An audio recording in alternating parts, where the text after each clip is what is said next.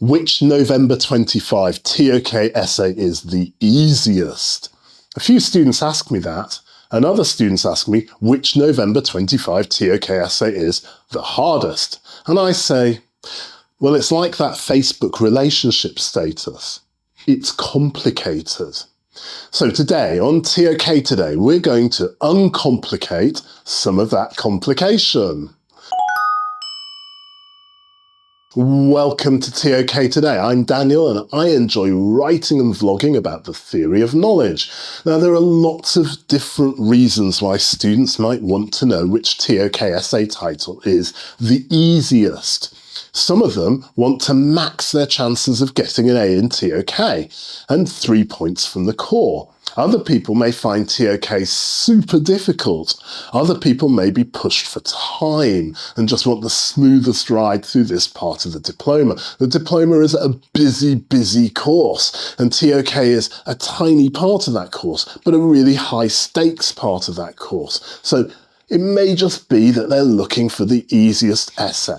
And I wish that I could just wave my ToK wizard wand and put a table up on the screen ordering the questions from the easiest to the hardest, but it's not quite as straightforward as all that. And there just isn't a straightforward one-size-fits-all answer. That's what life is like. There are many factors, well actually there are a few factors to consider, and some of these factors may apply to some students more than others. Now, I've made a couple of videos about these factors in general before, and I'll link those above or in the video description. Today I just want to look at 3 factors, and I'm going to focus solely on the November 25 titles. So, the first factor is the choice of areas of knowledge. All the questions ask you to consider 2 areas of knowledge. Some questions direct your choice of AOK and others leave it up to you. As a general rule of thumb, writing about an AOK in which you have some idea of how knowledge is made in that AOK is easier than writing about an AOK in which you have less idea of how knowledge is made. Now, I generally think that using human and natural sciences as your chosen AOKs limits the range of responses because they use very similar methods. However, this may not be relevant in all responses. I think that it's generally easier if you can contrast 2 AOKs with very different methods, such as the arts and human sciences or history and natural sciences. And a couple of things that I often see that make the essay harder for the student concerned is, firstly, students choosing AOK human sciences and then writing about psychology, but they don't actually study psychology in their diploma. Now, this student now has to learn about the methodology of psychology, and psychology students will tell you that methodology is a whole separate paper, paper 3. It's a huge amount of stuff to learn. And this student who doesn't study psychology, they're going to do all of that because they've chosen to talk about psychology in their essay. And they also have to separate psychological knowledge from the issues arising from psychological knowledge. ToK is not about psychology or psychological knowledge, it's about the issues arising from knowledge, in this case psychological knowledge. So this student could have chosen or should have chosen to write about the Group 3 subject that they actually do study. For example, geography, business management, economics, ESS. You get the idea.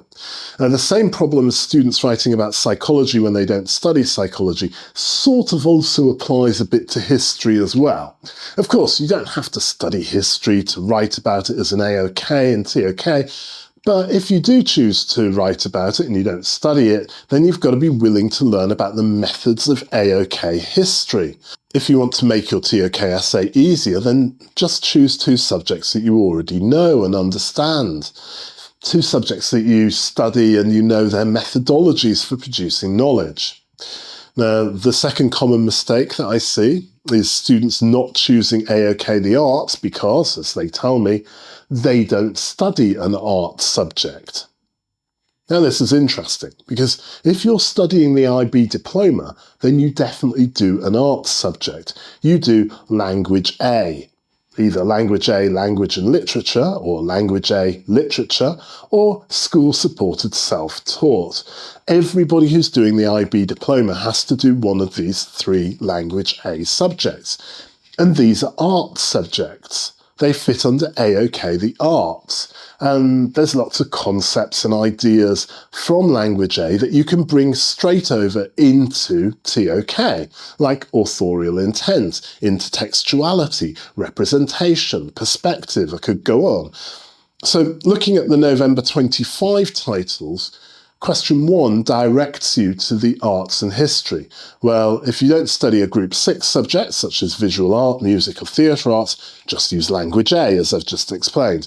If you don't study history, you're going to need to spend some time learning about the methodologies of history, about historiography, how history is written, and considering whether these methodologies could be considered conventions. Similarly, question 6 directs you to history and the human sciences. Now, most of you will study a human science, such as business or economics or ESS and geography or psychology. However, again, we have that slight caveat with history. If you don't study history, then you're going to have to put in some extra time to consider the role of empathy in history. Questions 3 and 5 direct you to one AOK and they give you a free choice on the other one. My advice is that if you want to make the essay easier and you want to have a better chance of getting a high score, then choose a second AOK that strongly contrasts with the first AOK, the one that you're directed to. So, for example, if I were answering question 5, I'm directed to the natural sciences, so I would not choose the human sciences as my second AOK. I would choose maths or the arts. Now, questions 2 and 4 give you a totally free choice of AOKs. So this could make them slightly easier than the other questions in this respect. We're about to move on to the second factor that influences whether a ToK essay is easy. However, before we do that, please could I ask you a favour? Please hit the like button if you're getting value from this video or if you're just feeling generous. And I would be super grateful if you could subscribe. It's free and it really helps me and it helps the channel and it gets us in the YouTube algorithm, and thank you. So the second factor that influences how easy a ToK essay question is could be whether the question is open-ended or closed-ended. A closed-ended question is one that has limited possible responses. For example, do you prefer strawberry or chocolate ice cream? An open-ended question is one that has no predetermined answers, such as, what is your favourite flavour of ice cream? Now, some of the ToK essay questions are open-ended, and some of them are closed-ended. And whether you're going to find open-ended or closed-ended questions easier depends upon your interest in ToK, the amount of time that you have to dedicate to writing the essay, and your ToK written skills.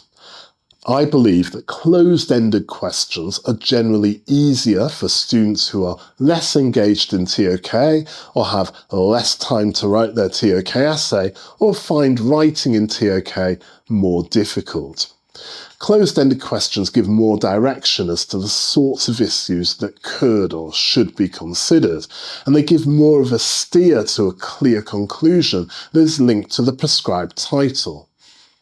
On the other hand, open-ended questions give the student a lot more freedom to explore concepts, themes and knowledge arguments that interest them and to develop a novel and personal conclusion. Therefore, open-ended questions generally demand more time and engagement. There's also a greater risk of going off topic with an open-ended question.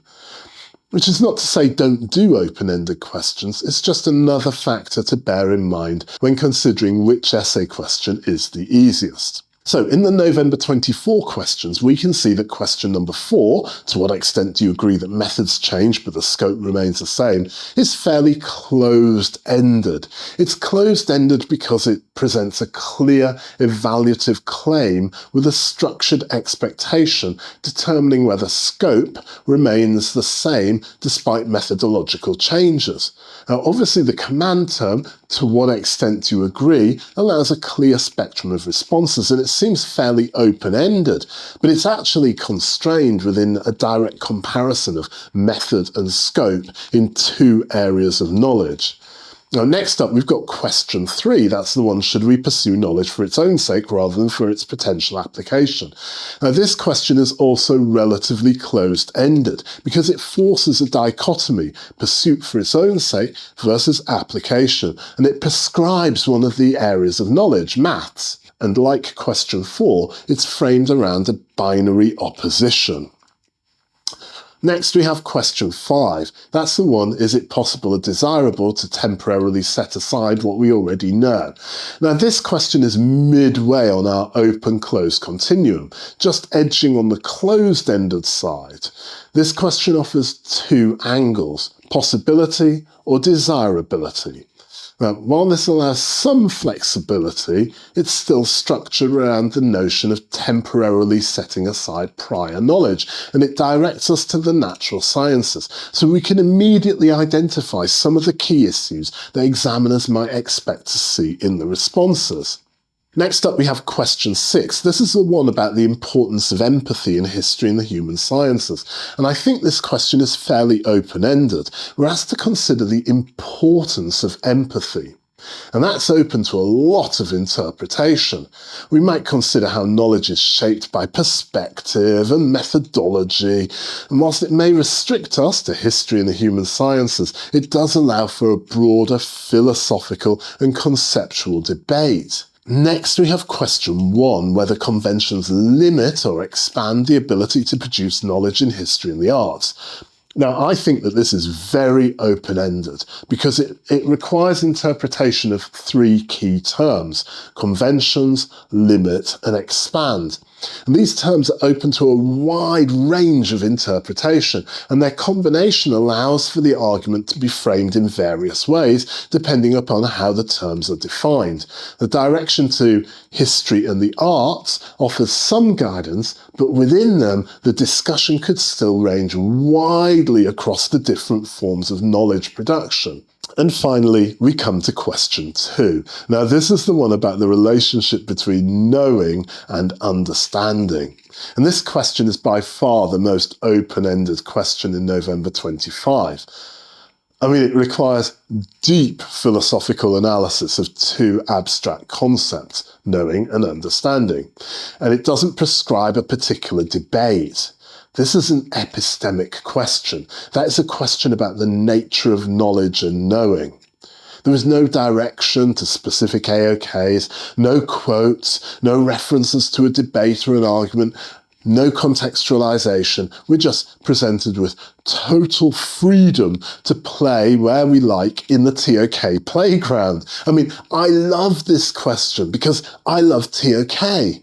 But if you don't love ToK, if you don't love thinking deeply about ToK, if you don't ponder the nature of knowledge, then I don't think this question is the question for you.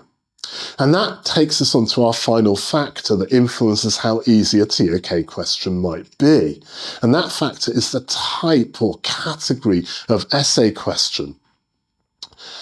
I've identified 5 types or categories of ToK essay question. All ToK essay questions fit into one of these 5 categories.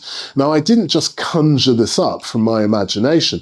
These are categories that come from an analysis of many years of past questions. And if you want to know more about that process, then click on the video linked above or from the link in the video description. I think that some categories of question are easier for students who are short on time or less engaged in ToK than other categories. The most difficult category of questions are epistemic questions.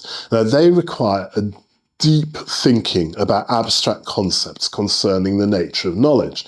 The next most difficult questions are those that are primarily concerned with ethics. Now, these are difficult because in ToK we're asked to write about the knowledge issues arising from ethical issues rather than the ethical issues themselves, and that's quite difficult.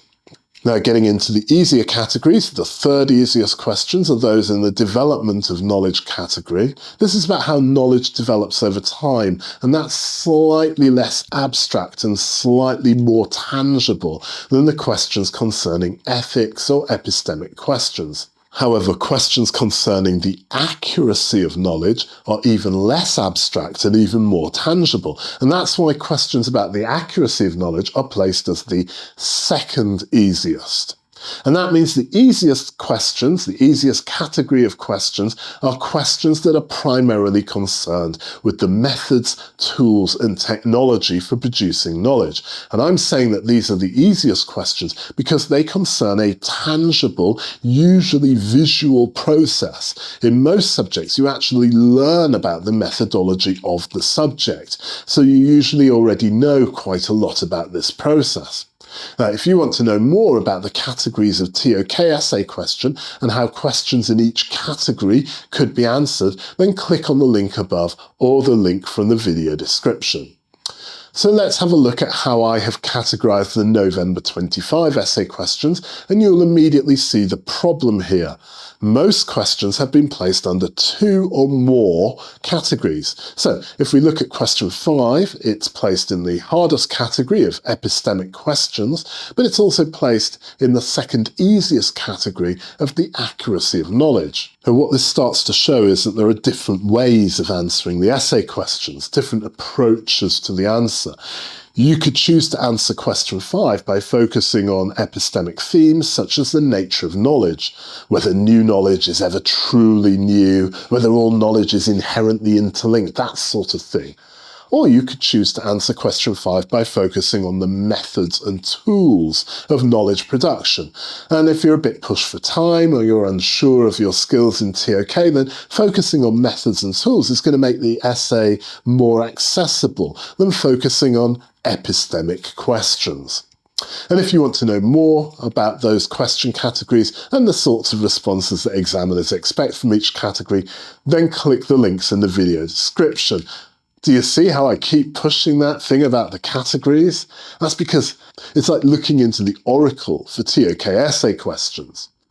I'm sort of trying to unpick the underlying framework of the question. And if you can understand the underlying framework of the question, you can do the questions easily. And that's the aim of ToK today. That's why I'm here. Okay, I hope that I've helped you to be more confident in deciding which ToK essay question to write for November 2025. And if you want more help with the questions, then check out the detailed essay guidance notes and the videos for each essay from ToK today. I hope they're going to be available from early April. I've just got to get it all written now. So please remember to like, subscribe and comment. Tell your friends about the good news that's ToK today. Thank you for watching, my friend, and stay ToK-tastic.